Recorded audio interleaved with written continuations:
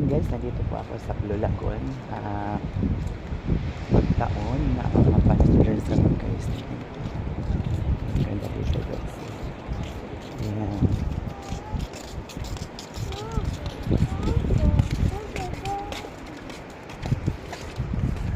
Diba?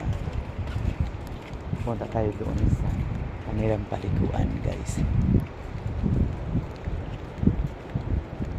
Lakarin lang natin dito kasi malayo pa yun doon, diba?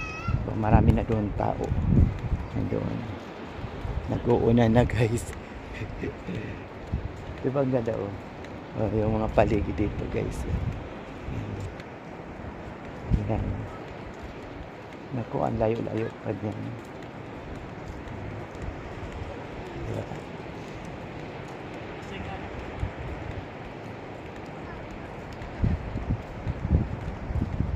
Portrait no.